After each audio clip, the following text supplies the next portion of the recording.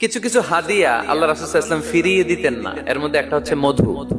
মধু দিলে বলতেন না যে না নিব না। আতর ফিরিয়ে দিতেন না। বালিশ, বালিশ খুব পছন্দ করতেন। আল্লাহ রাসূল ঠেকনা দিয়ে বসতে পছন্দ করতেন। সুবহানাল্লাহ পড়েন। রাসূল সাল্লাল্লাহু আলাইহি ওয়াসাল্লামের কাছে একটা কসমেটিক্স এর বক্স থাকতো সব সময়, জরুরি 5-6টা জিনিস এর ভিতরে থাকতো। ওখানে আল্লাহ রাসূল সাল্লাল্লাহু আলাইহি সাল্লাম চিরুনি রাখতেন। চিরুনি, আপনারা চুল আঁচড়ান তো চিরুনি দিয়ে, সবসময় পরিপাটি থাকবেন, এটা সুন্নাহ।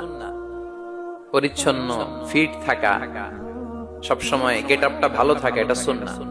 আল্লাহ রাসূল সাল্লাল্লাহু আলাইহি ওয়াসাল্লাম কোন বিদেশি ডেলিগেট আসলে তাদের সাথে দেখা করার আগে সময় নিতেন, নিজেকে গুছিয়ে নিতেন। সুবহানাল্লাহ পড়েন। চুলগুলো আঁচড়ে রাখতেন এই চিরুনি দিয়ে।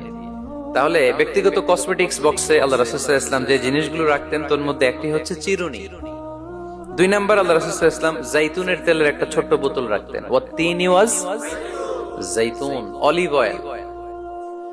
অলিভ অয়েলের ওয়াজ করেছি গত বছর। যেখানেই আমার সাথে লোকজনের দেখা, কয় হুজুর এখন থেকে অলিভ অয়েল মাখি আমি, এজন্য সুন্দর হয়ে গেছে। তো অলিভ অয়েল রাখতেন, চিরুনি রাখতেন। এরপরে সুরমা দানি রাখতেন। সুরমা, চোখে আল্লাহ রাসূল সাল্লাল্লাহু আলাইহি ওয়াসাল্লাম সুরমা দিতেন। এরপর আল্লাহ রাসূল সাল্লাল্লাহু আলাইহি ওয়াসাল্লাম উতুর রাখতেন। উতুর, পারফিউম, আতর দিতেন। কিছু কিছু বিষয় আছে আরবাউন মিন সুনানিল মুরসালিন, 4টা সুন্নাহ আছে সব নবীদের সুন্নাহ, সবাই এটা করেছেন। এর মধ্যে একটা হচ্ছে উতুর, সব নবীরা আতর দিতেন। সুবহানাল্লাহ, বাড়িতে যাই বলেন আতর দিবেন, এটা সুন্নাহ। আপনার ইমপ্রেশনটাকে আরো সুন্দর করবে। First impression lasts long. প্রথম দেখায় যারা ভাল লাগে এটা সব সময় ভাল লাগে, ঠিক কিনা? প্রথমেই যদি কারোর সাথে কথা বলতে যাওয়ার পরে দেখা যায় আপনারা দেখতে খারাপ লাগে, গায়ে দুর্গন্ধ, আসবে আর আপনার কাছে?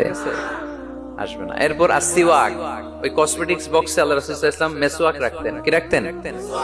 এটাও সব নবীদের সুন্নাত। তো আমরা যেন পরিপাটি থাকি সব সময়, সব সময় যেন পরিপাটি থাকি। তো মৌমাছির নামে সূরা দিলেন, এরকম এক ভাই বলল যে মাকড়সার নামে, হ্যাঁ, আল আনকাবুত নামে সূরা দিয়েছে।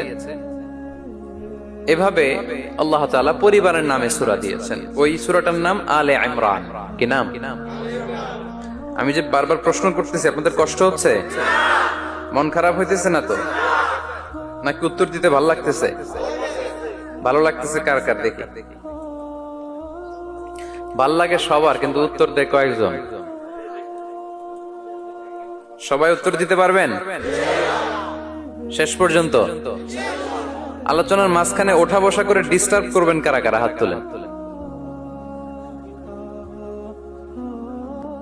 ডিস্টার্ব